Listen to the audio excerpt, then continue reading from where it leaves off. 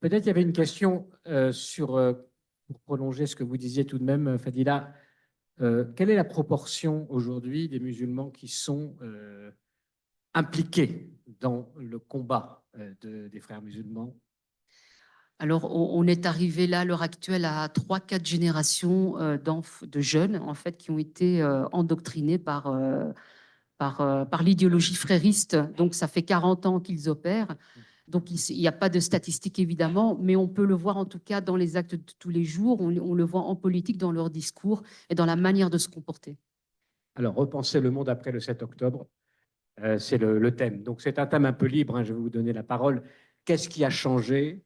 Qu'est-ce qui est quand même en train de changer? Qu'est-ce qu'on peut espérer qui changera in fine pour vous, peut-être aussi, pour Israël, pour l'Occident, pour le monde? Fadila, je vous redonne la parole en premier. Qu'est-ce qui a changé le 7 octobre pour vous, fondamentalement?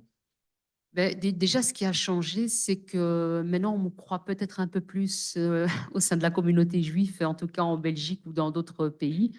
Puisque quand j'en parlais avant, déjà en 2020, quand je disais que la seule chose que les musulmans regrettent, c'est que Hitler n'ait pas terminé ce qu'il a commencé, tout le monde me regardait en me disant t'exagères. Et depuis le 7 octobre, je pense que les gens ont été sidérés par la violence, par ces images. Et donc, pour moi, ce qui a changé, c'est vraiment ça, c'est qu'on ne pourra plus retourner en arrière, on ne pourra plus dire que ça n'existe pas et que ça n'a pas existé. Et là, je pense que maintenant, ce qui nous attend, et j'espère en tout cas, c'est ce qui va être fait, en tout cas, c'est ce que nos 3 intervenants ont fait, c'est que maintenant, il va falloir accélérer le pas, communiquer un maximum, faire comprendre aux gens c'est quoi ce conflit, qu'est-ce qui se passe derrière, faire comprendre cette confrérie, leur idéologie, etc. Parce que je pense que beaucoup de citoyens voient sur le terrain, je pense que effectivement, comme disait Florence, les citoyens voient ce qui se passe, mais ils ne le comprennent pas parce qu'au niveau politique et médiatique, on essaye de cacher encore, on essaye de camoufler, on essaye d'être dans le déni parce qu'il y a une peur, je pense, derrière. Et surtout, c'est qu'ils ne savent plus, ils ne savent pas comment gérer la situation parce qu'il y a quand même une forte population musulmane en Occident. Florence Bergeau-Blaquet, finalement, on dit repenser le monde après le 7 octobre, c'est peut-être tout simplement être capable de le mieux penser après qu'on ne le faisait avant, où il y avait cet aveuglement dont on a parlé, cette volonté de ne pas voir. Est-ce que vous avez confiance dans le fait que effectivement quelque chose aura changé dans les populations pour que quelque chose d'autre se produise après le 7 octobre? C'est difficile. Quelque chose a changé, ça c'est certain. Émotionnellement, on le sent. Il y a une terreur. La terreur, elle était déjà palpable aussi à Paris. On a eu les attentats, plusieurs attentats. Il y a eu Charlie, il y a eu le Bataclan. Il y a eu bien sûr, avant l'attentat contre les enfants de l'école aux Zaratora. Donc, il y a une terreur qui s'est installée dans la société et il y a un verrou qu'il faut faire sauter aujourd'hui, c'est celui de la culpabilité. Et je pense que de ce point de vue-là, parce qu'on a dit aux Français que s'ils s'élevaient contre ces manifestations terrifiantes, ils étaient islamophobes, au point que, pas que les Français, les Européens avaient plus peur finalement d'être traités d'islamophobes que des terroristes. Et donc c'est ça qui, je pense, est en train de bouger. Finalement, quand les gens voient ce qui s'est passé le 7 octobre ici en Israël, ils se disent ça peut quand même nous arriver à nous. Et c'est pas notre. On a bien en face des gens qui sont des terroristes et nous ne sommes pas coupables. Ça, c'est quelque chose qui est en train de bouger. Donc il y a une solidarité, Georges Bensoussan l'a rappelé, il y a quand même une solidarité des Français, de la plupart des Français vis-à-vis d'Israël, malgré l'endoctrinement médiatique qui est celui surtout des chaînes publiques. Hein. Il y a aussi des chaînes privées qui ne jouent pas ce jeu-là, et heureusement.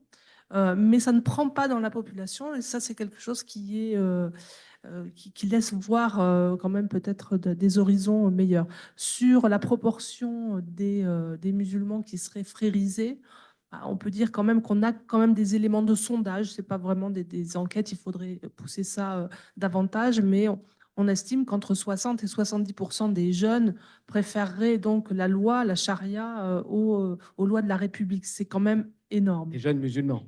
Des jeunes en France, musulmans, ouais. bien sûr. Georges Bensoussan, peut-être un mot sur ce que vient de dire, puisque vous avez bien l'air d'être d'accord avec ce que Oui. disait Florence. Oui, ce que dit Florence est tout à fait juste sur les jeunes musulmans, parce qu'une enquête du début du mois de mai de l'American Jewish Committee de la Fondapol de Dominique Régnier montre un gouffre entre les Français musulmans et les Français tout court. Par exemple, plus de 52% des Français, en général, considèrent que les Juifs sont le groupe le plus stigmatisé aujourd'hui en France, mais 15% seulement des musulmans le pensent. Et puis, un deuxième chiffre que je donne de mémoire, ce qui est déjà énorme d'ailleurs, 30% des Français pensent, 30%, 1 sur 3, pensent que les Israéliens font aujourd'hui aux Palestiniens ce que les nazis ont fait jadis aux Juifs. 30%, c'est énorme, mais ils sont 65% des musulmans à penser la même chose. C'est considérable. Et comme ça, il y a d'autres chiffres comme ça, j'arrête là la liste, qui montrent qu'il y a un gouffre dans la perception et qui montrent bien qu'il y a quand même, malgré tout, parce que c'est vrai qu'on peut s'épouvanter du chiffre de 30%, mais il y a quand même 70% des Français qui ne le pensent pas. Donc il y a quand même un môle de résistance de la société française à cette idéologie dont le service public des médias là, joue un rôle particulièrement néfaste. C'est vrai, mais il y a quand même une résistance de la société française parce que cette société a connu le Bataclan, Charlie Hebdo et tout le reste. C'est-à-dire que le Hamas, elle l'a vu sur place. Il y a un mot quand même, je voudrais dire à propos du 7 octobre. Il est beaucoup trop tôt pour savoir ce que ça peut changer, mais il y a une chose au moins qui est certaine du côté israélien, c'est que c'est la confirmation que ce conflit n'est pas un conflit classique. C'est un conflit où la menace est existentielle et où il y a des dimensions anthropologiques qui échappent à la plupart des Occidentaux. Ces dimensions anthropologiques, Frahim les a très bien rappelées tout à l'heure, sans la psyché arabo-musulmane et sans la psyché chrétienne, on ne comprend pas ce qui se joue ici de totalement délirant.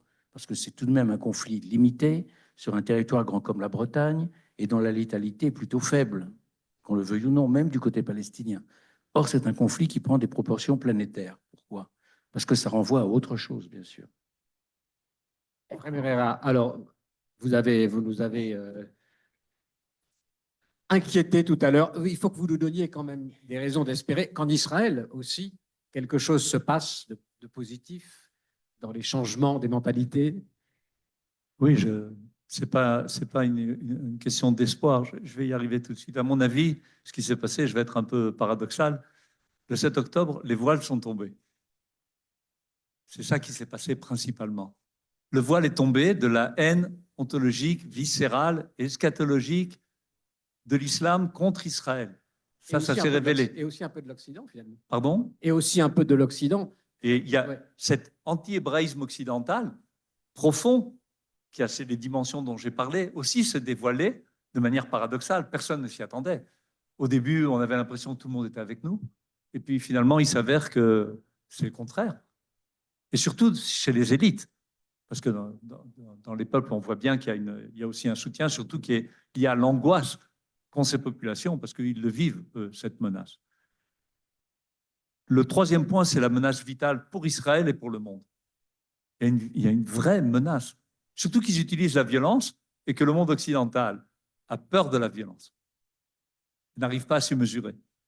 Hein, comme disait Alain Bauer, la violence a remplacé l'autorité, la police. C'est grave.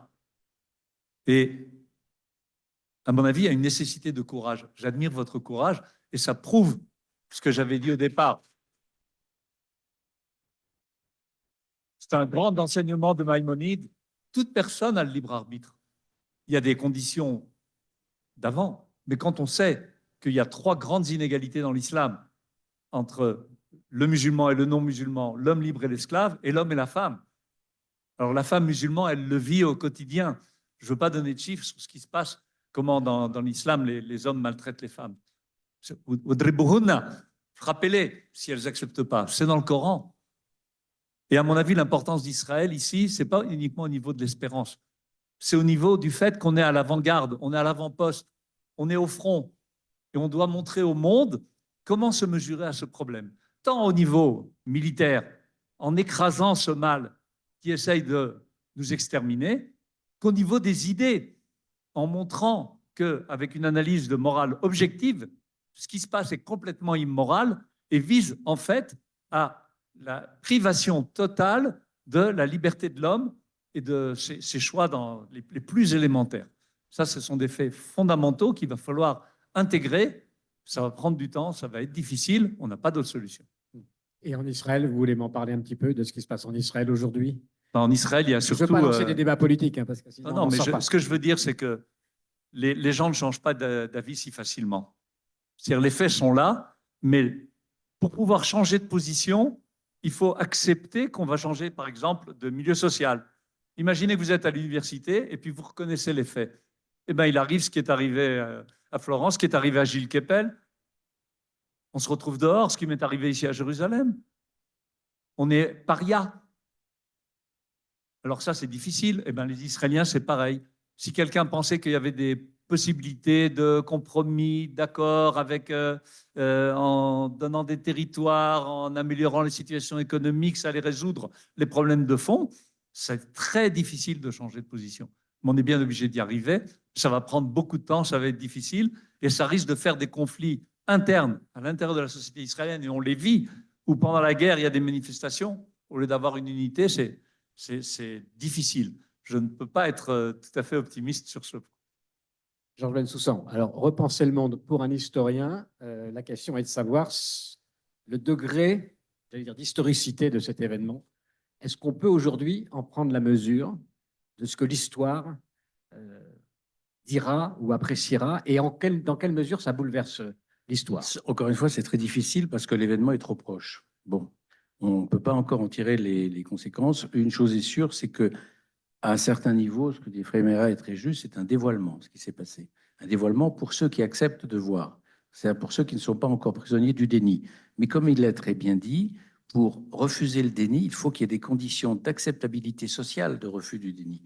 Parce qu'à un moment donné, quand on refuse le déni, on risque d'être stigmatisé par le milieu d'appartenance, le milieu où l'on vit, que ce soit l'université ou autre chose. Donc, le problème n'est pas seulement entre une vérité et une erreur, c'est que quand bien même on reconnaît qu'à un certain moment donné, on s'est trompé, il est très difficile publiquement de le reconnaître parce qu'on risque d'être stigmatisé par son milieu social. Ça, c'est important. Le deuxième point, c'est qu'autant ici, en Israël, pour ceux qui se demandaient encore à quoi servait l'État d'Israël le 6 octobre, ils le savent le 7 octobre. Bon. C'est-à-dire que c'est clair que la menace existentielle est là et la nécessité de cet État est là et aussi. Mais en revanche, ailleurs dans le monde, on ne peut pas ne pas être frappé par le fait que on aurait pu s'attendre après le 7 octobre à une longue période de compassion et on a eu une flambée d'antisémitisme. Pourquoi ? Parce qu'elle a un apparent paradoxe. C'est parce que la violence qui a été infligée aux Israéliens, d'une certaine façon, elle prouve dans ces économies psychiques du monde occidental et du monde musulman, Karadawi, etc., ça a été très bien montré tout à l'heure, elle prouve la violence qui a été infligée aux Israéliens, c'est-à-dire aux victimes, elle prouve leur profonde culpabilité, le mal dans lequel ils sont finalement enquistés. C'est-à-dire que, loin de provoquer la compassion, au contraire, la violence prouve combien on a raison de les stigmatiser. C'est ça le paradoxe. Il y a ce côté positif de reconnaître l'adversaire. Il y a aussi le côté identitaire pour Israël, peut-être qu'Efraim Herrera peut en dire un mot, parce qu'il ne s'agit pas seulement de dire il faut voir l'ennemi, etc., et l'écraser. Il y a aussi un retour, j'allais dire, positif sur qu'est-ce que Israël a à faire aussi dans l'économie générale. Oui, il y a un conflit interne en Israël qu'on n'exprime pas de manière explicite et qui est fondamental. Comme l'a expliqué tout à l'heure Georges Bensoussan, comment est né le sionisme politique, avec la problématique de faire un État qui soit pour les Juifs, mais détaché de sa dimension de Torah. Disons, pas exactement, parce que la Bible était très précieuse pour les fondateurs de l'État. Ben Gurion connaissait par cœur sa Bible et la citait souvent, était imprégné des visions des prophètes. Mais maintenant commence à apparaître un phénomène nouveau. C'est-à-dire qu'Israël, on vit maintenant avec des groupes entiers qui disent on a une étape suivante à faire. C'est d'intégrer ces valeurs millénaires d'Israël dans la vie sociale, dans le domaine public. Et ça, il y a une partie, par exemple, de l'extrême gauche en Israël qui le refuse et qui dit, alors que c'est des héros de guerre comme Yair Golan, je préfère un État arabe à ça. Et ça veut dire quoi, la réintégration des Ça veut dire si être un État sioniste qui a aussi une dimension de Torah, je ne veux pas dire religieux parce que Torah, ce n'est pas une religion, alors le projet sioniste est un échec, j'en veux pas. On a ce phénomène avec des personnes qui sont des héros de guerre, qui ont combattu pour Israël et des gens intelligents, qui ont une grande culture. Et on se retrouve avec cette chose absurde. Pardon. Alors là, c'est une autre dimension exactement. On a une deuxième dimension qui dit la Torah sans la nation. C'est ce qu'on a vu avec le grand rabbin d'Israël qui a dit oh, ben, si vous nous imposez d'aller défendre le pays, on va repartir à l'étranger. C'est complètement fou. Donc on a ces deux dimensions, qui interviennent à la fois, et on a donc cette division interne qui est problématique. Ouais. Mais enfin, quand un enfant naît, il naît hein, et il grandira. Cela dit, entre la gauche, l'extrême gauche et les Haredim, ceux qui sont assionistes, il y a quand même une grande fraction centrale des Israéliens qui partageraient, grosso modo, tout de même un projet de ressaisissement de la raison pour laquelle, finalement... Mais ils ne tiennent pas le pouvoir, ni le pouvoir politique, ni le pouvoir économique, ni le pouvoir intellectuel, ni le pouvoir des médias, qui est tenu par une petite élite qui tient ses pouvoirs en Israël et qui impose une certaine vision, qui transmettent 24 heures sur 24, 7 jours sur 7 par les télévisions nationales. C'est un fait. Il y a aussi... Pardon, monsieur. Non, je disais ça parce qu'il y a aussi la question qui se pose pour l'Europe et pour la France, Florence Bergeau-Blackler, parce qu'il ne suffit pas de dire regardez l'ennemi, il faut aussi se regarder soi-même. Et qu'est-ce que l'Europe aurait à proposer comme projet aujourd'hui qui permettrait finalement de dire non seulement on évite le pire, mais en même temps, c'est pour faire un projet positif et pas uniquement une réaction de défense. J'ai l'impression, moi, pour vivre en France, que ce projet n'existe plus. Comme disait Georges Bensoussan, qu'on est totalement bloqué dans cette question-là de l'espérance d'un avenir même simple, même national. Comment vous vivez la chose? Ce que j'entends ici, c'est très différent de la réalité que moi je connais évidemment à Paris, où la question du projet collectif ne se pose plus vraiment. On est dans une espèce de société mondialisée qui cherche un peu ses origines. Donc, on est très, très loin encore de formaliser un projet. Ce que je trouve, à mon avis, un peu contestable, c'est l'idée d'un antisémitisme occidental. Là, justement, ce qu'on a vu avec le 7 octobre, c'est l'émergence d'un antisémitisme musulman, clair et net. C'est ça qu'on a vu. Et qui a influencé effectivement une partie, on le voit dans les universités, de ce qu'on appelle l'islamo-gauchisme, ce wokisme, qui est aussi quelque chose d'assez récent en fait sur la scène publique. Ça, on a encore un peu de mal à le comprendre. C'est quand même un produit de l'Occident, qui n'est pas uniquement... Tu vois, c'est pas uniquement oui, mais c'est un produit travaillé effectivement en Occident, de réseaux qui avaient lui, des projets.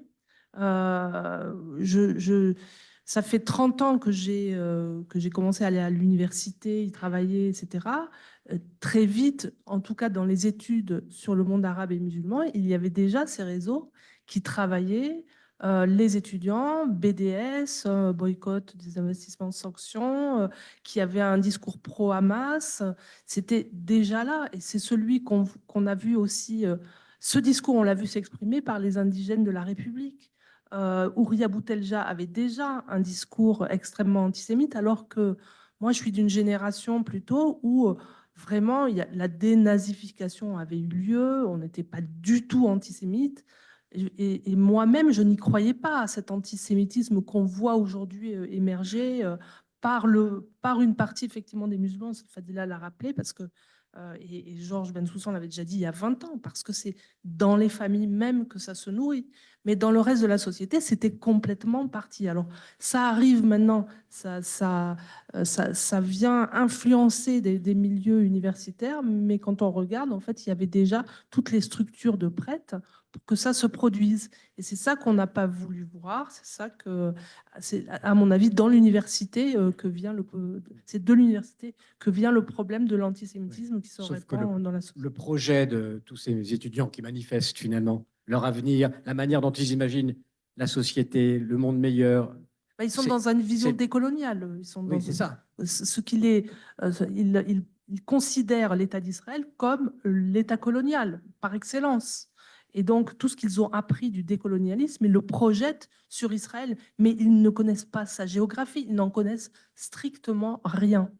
Et c'est ça qui est aussi intéressant, je veux dire, dans la période qu'on vit, c'est que pour le coup, c'est tellement excessif que la plupart des Français se disent, bon, mais qu'est-ce que c'est cette histoire? Et ils commencent à en apprendre sur Israël.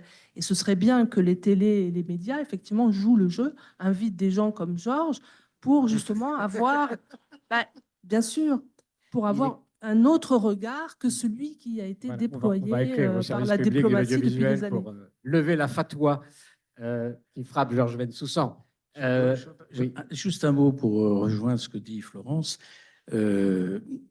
Ces étudiants qui voient Israël comme insurgent colonial, colonialisme, etc. Bon, d'abord, il faut voir aussi qu'ils sont très largement travaillés par des associations comme les étudiants pour la justice en Palestine, association qui date déjà de 30-40 ans, des réseaux fréristes, et qui ont vraiment préparé le terrain. Mais ils sont aussi préparés par des gens qui sont professeurs au Collège de France, comme Henri Laurent. Je reviens sur cette interview en Libération d'il y a 3 jours, qui voit réellement, qui ne voit strictement aucun lien entre les Juifs et cette terre. Et donc, par conséquent, il ouvre le chemin, alors que c'est une sommité. C'est un homme reconnu qui a écrit une somme sur la question de Palestine, qui ouvre donc le chemin à cette idée que l'État d'Israël est un État totalement artificiel et que les gens sont arrivés ici sans aucune raison, sans aucun lien à cette terre qui pourrait les ancrer et légitimer. Donc, autrement dit, il a ouvert le chemin à la délégitimation en profondeur de l'État d'Israël. Alors, oui, un petit mot sur Ephraim. Je voudrais qu'on en revienne quand même pour terminer. Je voudrais juste rappeler que le mot djihad, c'est un mot qui désigne un effort pour arriver au but de la domination politique et juridique du monde par l'islam. Et il y a les idiots utiles, et les frères musulmans principalement. Et il ne faut pas oublier qu'ils sont financés par le Qatar et par l'Iran, et on devrait s'en occuper. Ces frères musulmans se servent de ces milieux donc qu'on appelle gauchistes, qui ont une intention, parfois une vraie bonne intention, et ils les utilisent. Aujourd'hui, on a appris avec joie le décès de Raïssi, le boucher de Téhéran, qui a mis à mort des milliers d'opposants au régime iranien. Il faut se rappeler du parti Todeh, qui était le parti communiste, qui a fait association avec Khomeini, qui lui a permis de passer au pouvoir, grâce aux Français qui l'ont permis de retourner en Iran. Et une fois qu'ils sont passés au pouvoir, au bout de 6 mois, ils les ont mis à mort. Alors il faut peut-être prévenir et éclairer ces gens de gauche, surtout ceux qui sont de bonne foi, du sort qui les attend. Ça fait beaucoup de travail. Georges Bensoussan, je voudrais que vous me disiez, je voudrais revenir à cette histoire de... C'est bien de voir le combat, encore une fois. Quel est le projet d'Israël? Quelle espérance Israël apporte aussi au monde, justement, qui permettrait Je voudrais pas à Israël de jouer son rôle? Je ne voudrais pas casser l'optimisme, mais je crains qu'Israël soit très seul, sur le fond, très très seul. Bon. Il y aura incontestablement le soutien profond d'une grande partie des sociétés occidentales, mais il ne faut pas se faire d'illusions. Le combat comme en Israël est un combat solitaire, sur le fond. Avec peut-être tout de même, à terme, une reconnaissance d'Israël par les nations. Frère Herrera, il faut quand même, en tant que disciple de Manitou, vous ne pouvez pas laisser échapper ça. Manitou a été très clair sur ce point. Le projet d'Israël, c'est de montrer qu'il est possible de se comporter moralement au niveau d'une société. Et c'est le message qu'on a donné aux nations. C'est possible, c'est réalisable et c'est copiable. Et la responsabilité de chacune des nations sera une de nous aider, chacune avec son génie propre, à réaliser ce projet, et surtout de ne pas nous mettre des bâtons dans les roues ou des fusils dans les mains de nos ennemis. Adela Maroufi, je reviens vers vous aussi parce que vous avez une position en Europe, enfin vous êtes dans la capitale, vous vivez dans la capitale européenne. Vous nous disiez d'ailleurs que le Hamas avait son bureau en face du Parlement européen. Bon. Du côté de l'Europe, comment vous vivez ces institutions, la manière dont l'Europe se saisit en tant qu'institution, en tant que continent? Est-ce que là aussi il y a un projet ou est-ce que c'est en train de se déliter, que c'est juste de la gestion des normes, etc. Elle est rejetée, cette Europe, par les peuples. Est-ce qu'elle produit encore quelque chose de positif? Elle produit des choses. Maintenant, est-ce qu'elles sont positives? Je pense qu'il doit y avoir un peu des deux. Florence, elle est plus à même de répondre sur la question des institutions européennes. Mais ce que je peux vous dire, c'est que, en tout cas, les associations fréristes influencent énormément au sein des institutions européennes, proposent des projets pour justement modifier le langage, le récit du conflit israélo-palestinien, mais aussi le récit de la victimisation des musulmans, imposer aussi le terme islamophobie, etc. Donc, elle y travaille vraiment d'une manière assidue depuis quand même plusieurs décennies. Et on doit s'y intéresser pour ça. Et je pense qu'au niveau des institutions européennes, en fait, il y a un décalage entre ce qui est vécu sur le terrain et ce que les citoyens peuvent observer, ce que nous, on observe, et puis ce que les institutions européennes, bon, en tout cas les personnes qui y travaillent, ne peuvent pas percevoir en réalité. Ils pensent trouver des interlocuteurs légitimes qui représentent les musulmans.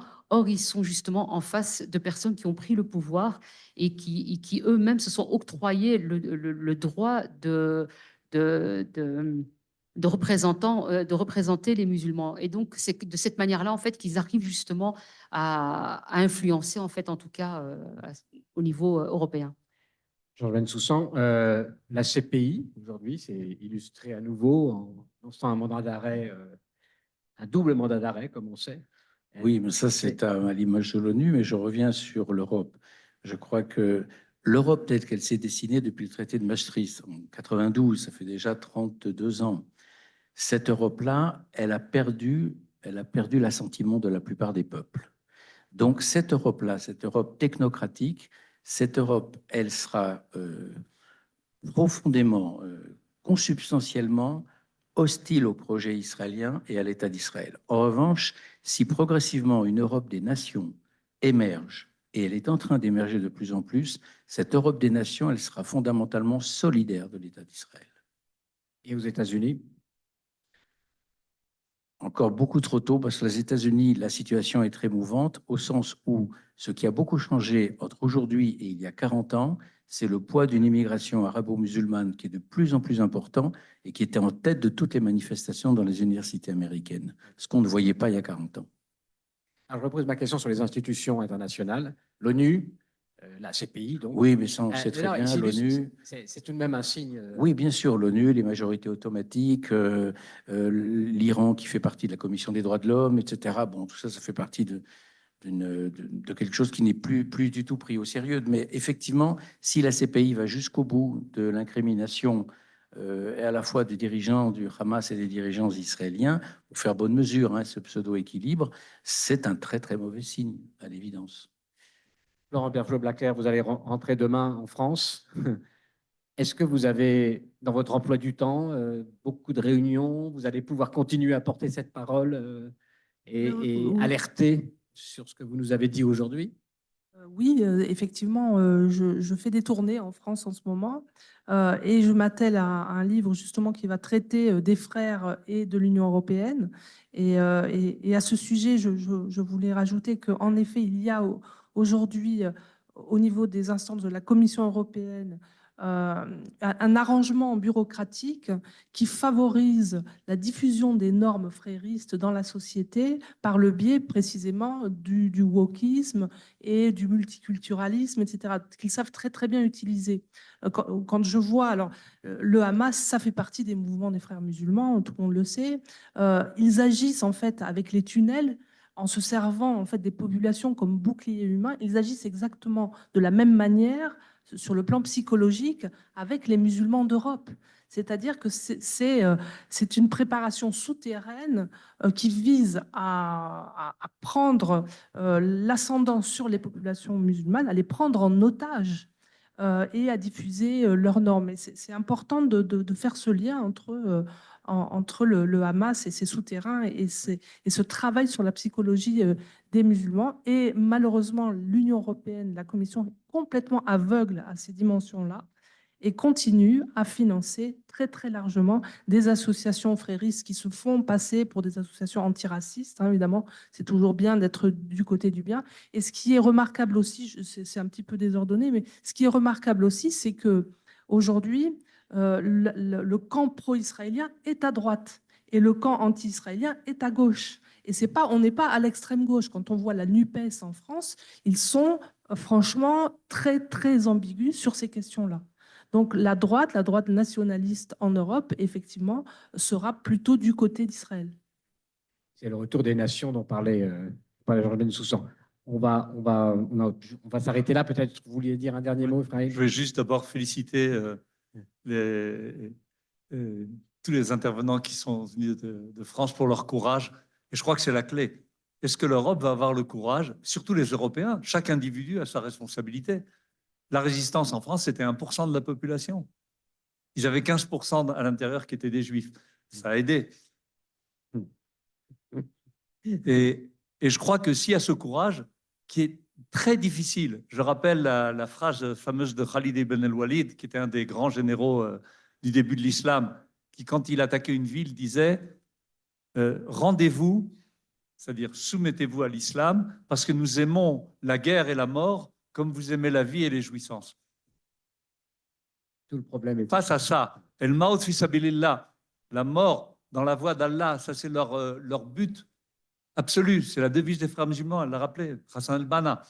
Donc face à ça, il faut du courage. Alors le courage de la veulerie, est-ce qu'ils préféreront se battre ou pour le coup être verts au lieu d'être morts? Question. Voilà, on va rester là. Merci beaucoup. Merci à tous. Vraiment beaucoup pour votre soutien. Et voilà. On se retrouve sur Mosaïque pour d'autres interviews. Merci à tous. Merci d'être venus. Merci beaucoup d'avoir écouté cette vidéo et pour suivre nos prochaines interviews, eh bien, vous pouvez vous abonner à Mosaïque. C'est très simple, il suffit de cliquer sur le bouton ci-dessous.